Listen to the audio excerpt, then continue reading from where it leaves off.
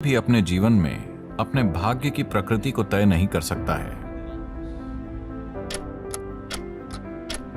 तो समय पर महारत हासिल करने का एक ही तरीका है, अपनी ऊर्जाओं के काम करने के तरीके पर महारत हासिल करना। अगर आप एक भाप इंजन की तरह काम कर रहे हैं तो बहुत समय लगेगा। अगर आप एक जेट इंजन की तरह काम कर रहे हैं तो बूम। और जिसने अपने पर महारत हासिल कर ली है उसके लिए पूरा ब्रह्मांड करुणा की मिठास है।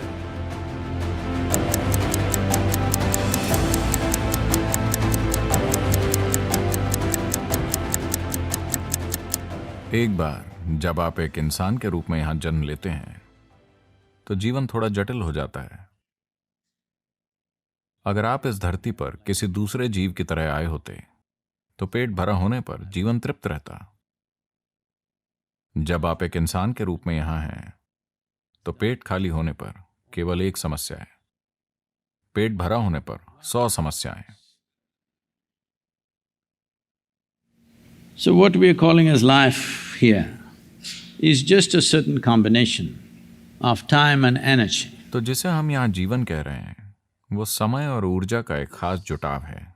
समय और ऊर्जा के इस जुटाव को दुर्भाग्य से ज्यादातर लोग इसे लगातार शानदार तरीके से संभालना कभी नहीं सीखते। अड़चन के बाद अड़चन, हर चीज एक समस्या होती है। अगर आप बच्चे हैं तो आपको डायपर की समस्या है, अगर आप किशोर बन जाते हैं तो आपको हार्मोन्स की समस्याएं हैं, अगर आप अधेड़ हैं तो वो एक संकट होता है, और बुढ़ापा भयानक होता है। जीवन के हर दौर को लोग किसी न किसी समस्या की तरह देख रहे हैं। बेशक मौत एक गंभीर समस्या है। तो ये समय और ऊर्जा का जो जुटाव है उसे हम संभाल रहे हैं, इसीलिए हमें उसकी प्रकृति को समझना चाहिए। समय की प्रकृति ऐसी है, आप कुछ करते हैं तो ये खिसकता रहता है, अगर आप कुछ नहीं करते तो भी ये खिसकता रहता है। आपको इसे धकेलना नहीं होता, मैं बता रहा हूं।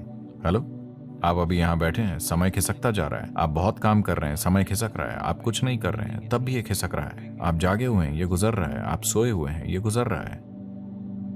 पर समय पर महारत हासिल किए बिना कोई भी अपने जीवन में अपने भाग्य को तय नहीं कर सकता। तो समय को कैसे मुट्ठी में लें? लोग टाइम मैनेजमेंट की बात कर रहे हैं। क्या आपने कभी समय को मैनेज किया है? आपके यहां बैठे बैठे ये गुजरता जा रहा है। जो टिक टिक करके चल रही है वो घड़ी नहीं है, ये हमारा जीवन ही है जो टिक टिक करके खिसक रहा है। हेलो, मेरे अंदर आने के बाद से आप अपनी कब्र के 2 मिनट करीब हैं। हाँ, आप हैं और मैं भी। यही समय की प्रकृति है।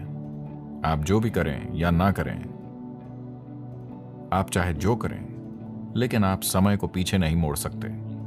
ये बस आगे बढ़ रहा है। बात सिर्फ इतनी है कि अगर आप खुश हैं तो यह बहुत तेजी से गुजरता हुआ लगता है। अगर आप दुखी हैं तो यह आपके लिए बहुत धीमे बीतता है। क्या आपने इस पर ध्यान दिया है? किसी खास दिन आप बहुत खुश हैं, 24 घंटे फट से गायब। अब आप उदास हैं तो 24 घंटे आपके लिए एक सदी की तरह लगते हैं, हाँ या ना? तो केवल दुखी लोगों का जीवन लंबा होता है। अगर आप एक खुश मिजाज इंसान हैं तो यह जीवन छोटा है। अगर आप परमानंद में हैं तो यह सिर्फ एक पल का है। आपको पता चलने से पहले यह खत्म हो जाएगा। जीवन इतनी तेजी से गुजर गया कि मेरे शरीर को भी एहसास नहीं हुआ कि समय बीत चुका है, और अभी भी मुझे एहसास ही नहीं हुआ कि समय बीत चुका है। ये ईशा का 30वां वर्ष है। ये ईशा फाउंडेशन की 30वीं वर्षगांठ है, और मुझे यकीन ही नहीं होता 30 साल। मुझे अपने अनुभव में ये 3 दिन जैसे लगते हैं, और इन 3 दिनों में या 30 वर्षों में मेरे कार्यक्रम ऐसे रहे हैं। सिंगापुर मेरे लिए एक छुट्टी है, मैं सिर्फ गोल्फ खेलने आता हूं। वरना मेरे कार्यक्रम पागलों जैसे होते हैं, ठीक है? हर दिन कम से कम 20 घंटे हम लगे रहते हैं। मैंने अब तक कभी अब तक मेरा एक भी हवाई जहाज नहीं छूटा है। एक दिन में कभी कभी मैं 6 हवाई अड्डों पे रहा हूं, लेकिन कभी मेरा हवाई जहाज नहीं छूटा। मैंने कभी कोई मीटिंग नहीं छोड़ी। 30 साल में एक भी मीटिंग में मुझे देरी नहीं हुई। लेकिन मैं समय को मैनेज नहीं करता, मैं खुद को मैनेज करता हूं। तो समय को कैसे संभालें? संभालने के लिए ये बहुत बड़ी चीज है। ये आपके हाथ में नहीं है, चाहे आपको अच्छा लगे या ना लगे, ये गुजर रहा है ना? हाँ, अगर आप यहाँ बैठते हैं तो ये गुजर रहा है, अगर आप इधर उधर कूदते फिरते हैं तो ये गुजर जाएगा। आप जो चाहे करें, ये गुजर जाएगा, है ना? लेकिन जो चीजें आप खुद के साथ कर सकते हैं उन्हें आप मैनेज कर सकते हैं। समय के साथ कुछ नहीं करना है, तो खुद को मैनेज करने की जरूरत है, समय को नहीं। कुछ दिन पहले मैं भारत से फ्लाइट से यहाँ आ रहा था। आमतौर पर लगभग 13.5-14 घंटे लगते हैं, पर अब मुद्दा ये था कि पाकिस्तान अपने ऊपर से हवाई जहाज को उड़ने की इजाज़त नहीं दे रहा था, तो 16 घंटे लग रहे थे। क्योंकि मैं सभी पायलटों को जानता था और मैं खुद एक लाइसेंस प्राप्त पायलट हूँ, तो उन्होंने मुझे कॉकपिट में आने दिया और वहाँ जो हो रहा था उसमें मुझे दिलचस्पी थी। तो मैं उनसे बात कर रहा था और उन्होंने कहा, सदगुरु। मैंने कहा 14 घंटे है ना? उन्होंने कहा, नहीं सदगुरु, 16 घंटे, ये बहुत लंबा समय है। तब मैंने कहा, देखिए मैं शिकायत नहीं कर रहा हूँ, क्योंकि बस 1 सदी पहले अगर मुझे अमेरिका जाना होता तो 60 दिन लगते। अभी 16 घंटे। मैं शिकायत नहीं कर रहा हूँ, मैं ठीक हूँ। मैं बैठूंगा, लेटूंगा, कुछ पढ़ूंगा, कुछ और करूंगा या आपसे बात करूंगा, लेकिन मैं 16 घंटे के बारे में शिकायत नहीं कर रहा हूं। 60 दिन 16 घंटे कैसे बन गए? सिर्फ इसलिए क्योंकि हम भाप से चलने वाले इंजन से जेट इंजन में आ गए हैं। हेलो, अचानक 60 दिन 16 घंटे हो गए। तो समय को अपने हाथों में लेने का सिर्फ एक ही तरीका है, अपनी ऊर्जाओं के काम करने के तरीके पर महारत हासिल करना। अगर आप एक भाप के इंजन की तरह काम करेंगे तो लंबा समय लगेगा। अगर आप एक जेट इंजन की तरह काम करेंगे तो बूम।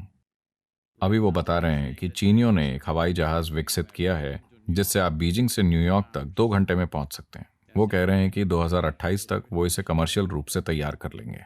2 घंटे। तो ये समय पर महारत नहीं है, पर इसका नतीजा समय पर महारत है। तो जो काम कोई इंसान 10 साल में करता है, अगर आप उसे 1 साल में कर सकते हैं, अगर आप दोनों 100 साल तक जिंदा रहते हैं, तो असर और अनुभव की गहराई के मामले में आप 1000 साल तक जिंदा रहे।